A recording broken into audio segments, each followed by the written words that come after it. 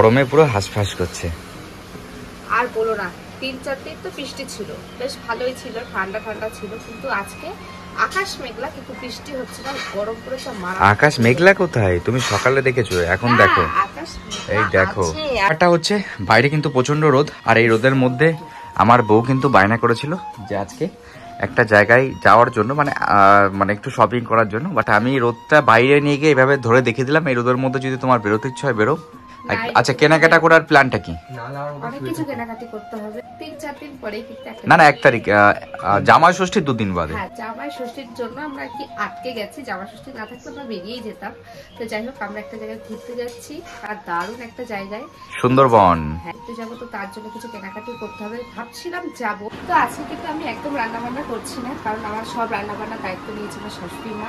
আর এদিকে হচ্ছে ভাইও আজকে এসেছে বাড়িতে, মানে আজকে না, কালকে রাতে এসেছে। এরকম ভাই, আমার ভাইকে সবাই চেনে। তো যাই হোক, আজকে রান্না বান্না হচ্ছে, চলো দেখাই। সকালবেলা ভাইরা বাজারে গেছিল, মানে দাদা ভাই যাই ঘুম থেকে ওঠে না। আজকে ভাইরা বাজার করে নিয়ে এসে হচ্ছে এদিকে চিকেন, ওদিকে শাক। ও মার কি কি রান্না করেছে গো? চাটনি। আর সকালে আমরা কি খেয়েছিলাম? আম মুড়ি।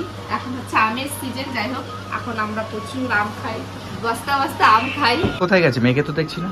মেয়ে গেছে একটু খেলতে, পাশের ওই আমার একটা বান্ধবীর বাড়িতে, ও গেছে খেলাধুলা করতে, কারণ ওর একটু পরে পড়া আছে, ওর জন্য ভাবলো যে একটু খেলাধুলা করে আসুক, তারপরে এসে পড়তে বসবো। এটা হচ্ছে আমরা মোটামুটি 3-4 দিন বাদে যেতে চলেছি সুন্দরবন।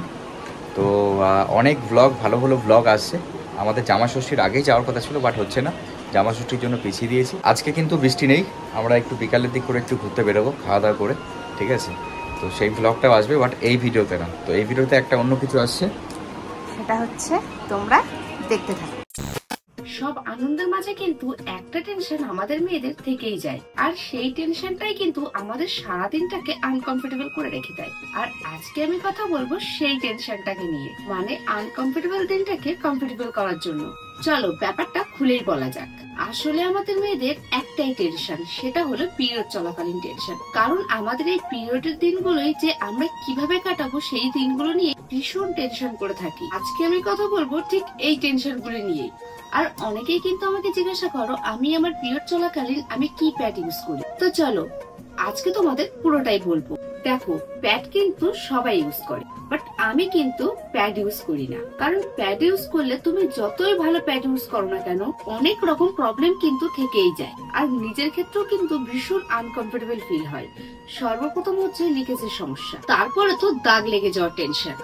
এছাড়াও অনেক ক্ষেত্রে আমরা যারা ব্যায়ামের সাথে যুক্ত আছি, কোর্সের সাথে যুক্ত আছি, এবং কি আরো অন্যান্য সব কাজের সাথে যুক্ত আছি, বিশেষ করে এই পিরিয়ডের দিনগুলোতে আমাদের যে লিকেজের সমস্যা, দাগ লেগে যাওয়ার সমস্যা, প্যাড স্লিপিং এর সমস্যা, আর এই সমস্ত এক্সট্রা টেনশন কিন্তু আমাদের থেকেই যায়। তো এর আগে কিন্তু আমি অনেকবার আমার পিরিয়ড সম্পর্কে আমি কিন্তু অনেক প্রোডাক্ট নিয়ে আলোচনা করেছি, তার মধ্যে ছিল কিন্তু এভারটিনের প্রোডাক্ট, বিশেষ করে যেগুলো আমি নিজে ইউজ করেছি। তাই এবারে কিন্তু আমি চলে এসেছি এভারটিনের আরো একটি নতুন প্রোডাক্ট নিয়ে, আর এই প্রোডাক্টটার জন্য কিন্তু তোমাদের ভীষণ হেল্পফুল হবে। চলো এবারে বলি, মেনস্ট্রুয়াল কাপ ইউজ করলে কি হবে, এটা সত্যি কি আমাদের জন্য উপযুক্ত কিনা। আমরা কিন্তু অনেকেই এটা নিয়েও চিন্তায় থাকি যে এটা কোনোভাবে মিসপ্লেস হয়ে যাবে না, তো আমাদের কি এটা ইউজ করলে আনকমফোর্টেবল লাগবে বা পুরো দাগ লাগার ভয় থাকবে না, এগুলো কিন্তু একদমই হবে না। বা আমাদের কোনো হাইজিন ইস্যু হবে না তো, কারণ আমি এটা নিজে ইউজ করি। কারণ এটা প্রচন্ড হাই কোয়ালিটির মেটেরিয়াল দিয়ে তৈরি, এটা কিন্তু প্রচন্ড ইউজফুল, এবং এটা কিন্তু প্রচন্ড ইউজফুল প্রোডাক্ট। আরেকটা কথা কি জানো তো, আমরা কিন্তু যে কোনো প্যাড ইউজ করলে কিন্তু আমাদের প্রত্যেক মাসে যে একটা ফিক্সড অ্যামাউন্ট খরচা করতে হয়, বাট এটাতে সেটা হয় না। কারণ মেনস্ট্রুয়াল কাপ হচ্ছে ঠিক তার অপোজিট, কারণ এটা ওয়ান টাইম ইনভেস্টমেন্ট বলতে পারো। আমি এর আগে যেটা বলছিলাম, তারা যোগা, ব্যায়াম, সাঁতার আরো বিভিন্ন কাজের সাথে যুক্ত আছো, এটা তোমরা কিন্তু একবার ইউজ করে দেখতে পারো। এটা কিন্তু অত্যন্ত প্রফেশনাল হিসাবে নিতে পারো। আর এই মেনস্ট্রুয়াল কাপ ইউজ করা কিন্তু সব থেকে হ্যাসেল ফ্রি হয়। এই মেনস্ট্রুয়াল কাপটা কিন্তু মেডিকেল গ্রেড সিলিকন দিয়ে তৈরি, এটা কিন্তু প্রচন্ড সফট, ইজি, সেফটি ইউজ।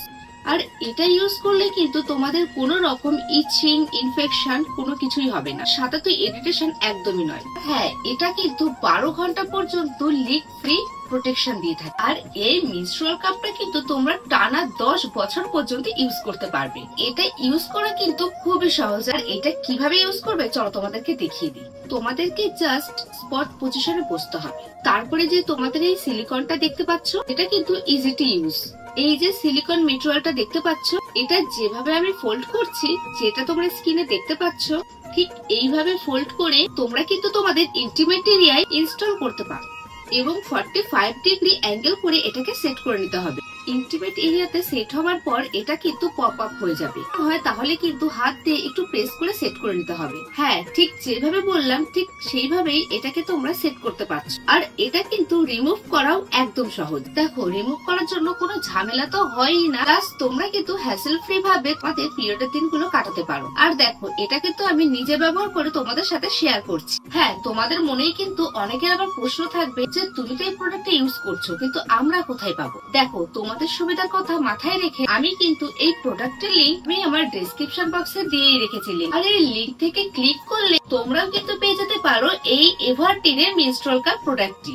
এটা ব্যবহার করলে তোমাদের পিরিয়ডের দিনগুলোতে একদমই টেনশন থাকবে না।